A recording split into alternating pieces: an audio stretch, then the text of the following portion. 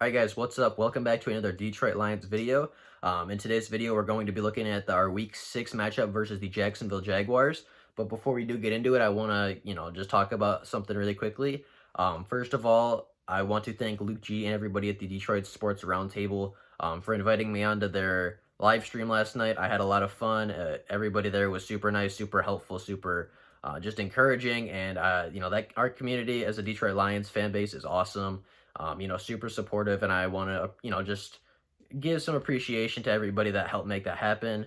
And if they asked me to be back on, I would do it in a heartbeat. I had so much fun last night just talking Lions with a bunch of people that know their stuff, and obviously all the fans that showed up and were very supportive towards me. So I wanted to thank everybody for that experience. That was amazing. I'm not going to forget that for a while. Number two, if you have not seen the other videos, talk about the Bears, Packers, Saints, and Cardinals. Um, Go back and watch those videos now. I'm going to spoil the record in just a second. And then last but certainly not least, if you are new to the channel and are enjoying the content, consider liking the video, subscribing to the channel, and sharing it with a Lions or an NFL fan. I appreciate everybody that does so. It means a lot to me. It makes my day. So if you could do that and help me out, that would be amazing. But with that being said, let's get into our Week 6 matchup against the Jacksonville Jaguars. So obviously in this Week 6 matchup, we're coming out of a bye week. We had our bye week in Week 5 this season, as it seems like we do every season. I don't know why that is. I don't know if it's just bad luck for the Lions. But personally, I don't like our bye week being this early in the season. I think that just leaves 13 games straight to play. You don't get any rest in between. Personally, I wish we had it a little bit closer to Week 8 or 9, somewhere right in the middle of the season where we can, have a week off, prepare, rest up, and then come back for that second half of the season versus 4 games and then 13 games. But, that's my opinion. I don't know why we get it every year, like Week 5 or 6, but that just always seems to happen. And this, I think the Jacksonville game is tough to predict because there's so much uncertainty in the franchise right now. Obviously, Leonard Fournette and Yannick Ngakoue might not even be there by Week 1. They might be traded yet this offseason or in the preseason if there's an injury or something, somebody goes down. So I think those guys could definitely be traded. I think they will be traded. But I'm not going to predict that, who they get traded for or anything like that because that is just impossible. You never know who they're going to get traded to. You never know if somebody gets injured or anything like that. So for the purposes of this video, I'm just going to assume that they stay on the team. They get over their differences with the owner, the management. The management decides to keep them, decides to play them. And that's just how I'm going to do it because I don't know any other fair way to look at this, look at this game and predict it other than just, the players on the team are going to play. Is basically how I'm looking at it, even though I think that there's a very strong possibility that one, if not both, are not there by the time we play them. This team was in the AFC Championship in 2017, and this team just has been decimated. I think there's only 2 starters left on the team that played in that AFC Championship game, at least on the defense. They just have completely torn everything down.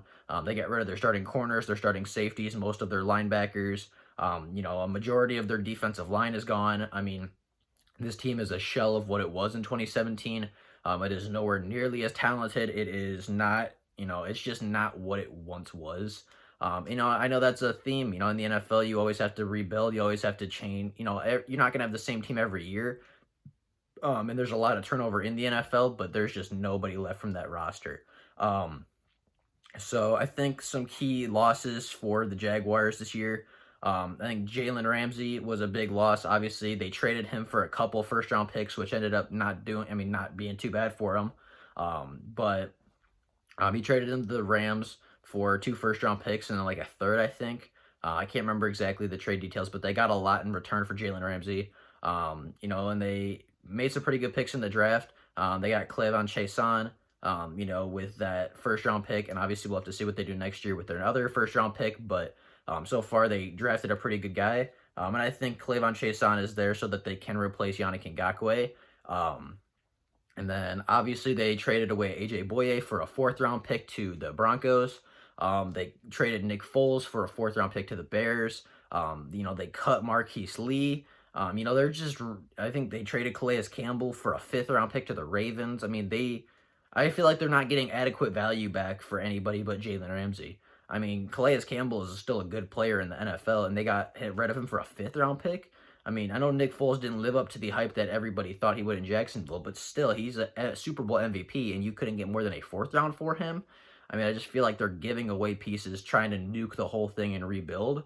Um, and that might be the plan. If you don't think you can win now, there's no point in trying and getting 5, 6 wins and then having, say, the seventh or eighth pick in the draft, when you could just tank, restart completely, go with Trevor Lawrence as your franchise quarterback and, have that strong foundation at quarterback to build up, which is something the, Jacksonville Jaguars haven't had in a while. I don't think Minshew is bad, but I don't think he's a Trevor Lawrence.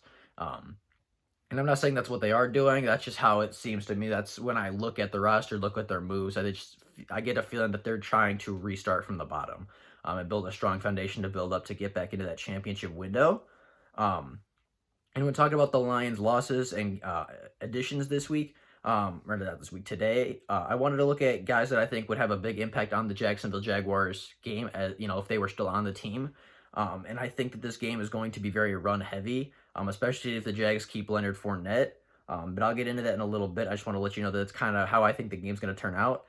So I think the key losses that would have affected this game are Ashawn Robinson, Snacks Harrison, and Devon Kennard.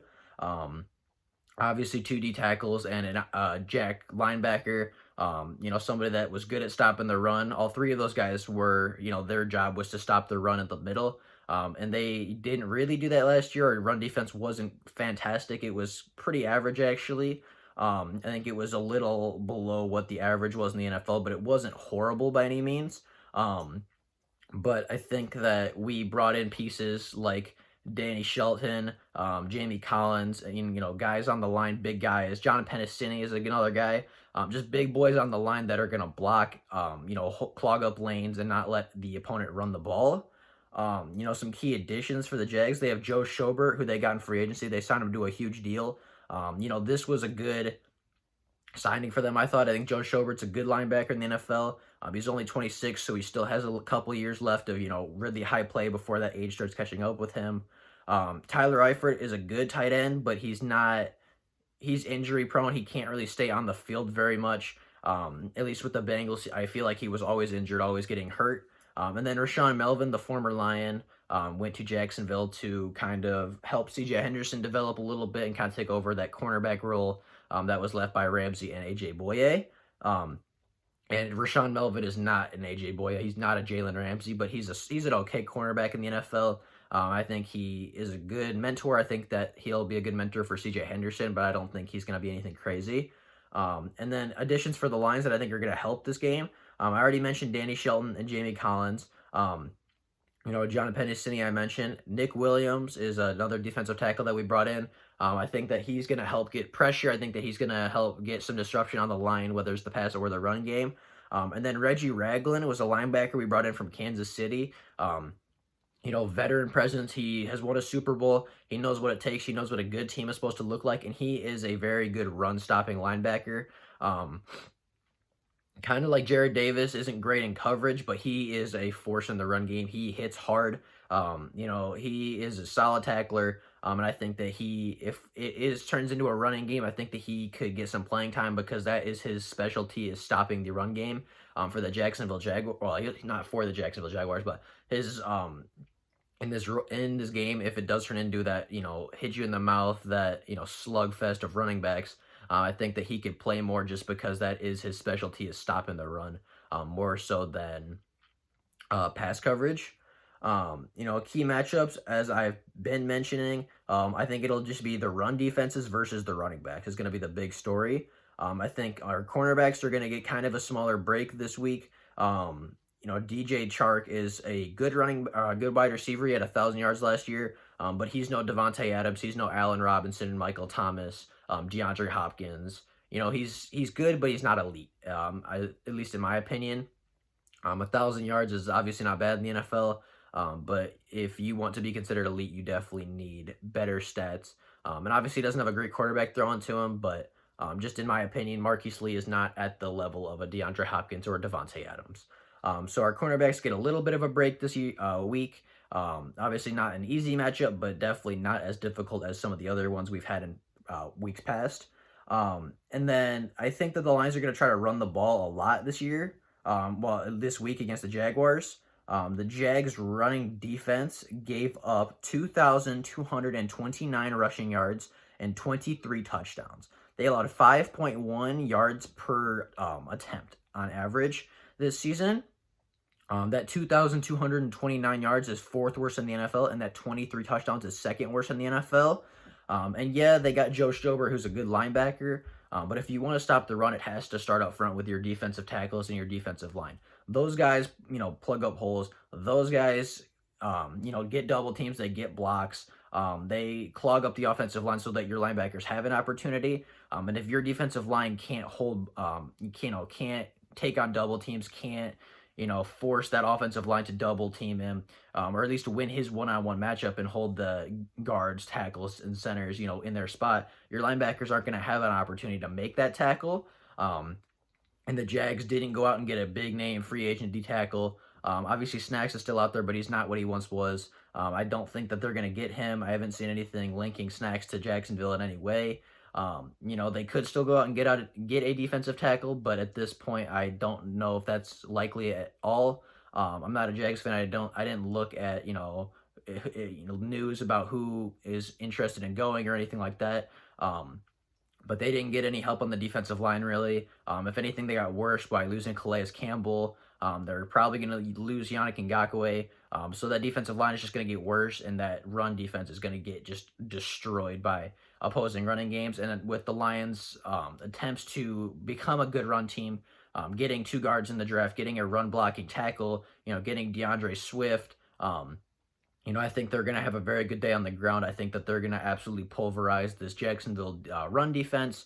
And then if they start blitzing a lot, trying to stop the run, they can hit him over the top with a deep shot from Kenny Galladay or Marvin Jones or Marvin Hall, or any of our wide receivers.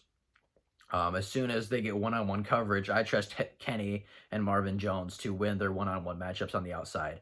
So I think that the Lions win this pretty handedly. I think we start 4-1. I think that this is a very good Detroit Lions team. I think we were good last year. I think we got much better in the offseason. And I think that we're going to compete. I don't think we have that tough of a schedule this year. And I think we, are going to have a good run to start the season. But I think Jacksonville is one of those games that a lot of people have the Lions winning because Jacksonville lost a lot of talent this offseason. They, weren't the best. They weren't very good last year. They got worse, arguably, in this past offseason. I think that they will be contending for the number 1 pick this year. I think this is a game that the Lions should win. I think this is a game that the Lions will win. So that is what I think of, our Week 6 matchup. I don't think that it'll be that close of a game. The score might not indicate it, but I think the Lions dominate this game on the ground. I think they dominate time of possession. I think that they have very efficient drives. I think they score touchdowns instead of field goals. And I think that we get a couple turnovers off Minshew. I think that we dominate this game pretty thoroughly. I think I would expect it to be similar to the Giants where, we were in front most of that game, or all of that game. It was pretty comfortable sailing, pretty smooth sailing for most of that. And we pulled out the win against a inferior team. But, if you disagree in the comments, let me know. If you're a Jacksonville fan, I don't know why you'd be watching me. Maybe you're just bored because there's no football on, but if you disagree, if you think the Jacksonville Jaguars can pull this out, let me know why. Let me know that you disagree. But if you just show up and say the Jacksonville Jaguars are better because I say so, I will bury you because I can't remember who said it last night. I think it was Andrew. I do my research. If you don't do yours, I will absolutely bury you in an argument. So, but if you do have, solid reasoning, if you do have stats and stuff to back it up, by all means, let me know. I will respect your opinion as long as you do your research and, have a fair point. So, but that is all I have for today. If there is Lions news before tomorrow, I will obviously inform everybody, make a video, let everybody know. But if there is no Lions news, I will see everybody tomorrow. Stay safe, stay healthy. Just have an absolutely fantastic day. But that is all I have for right now. I will see everybody tomorrow. Thank you guys for everything, and bye.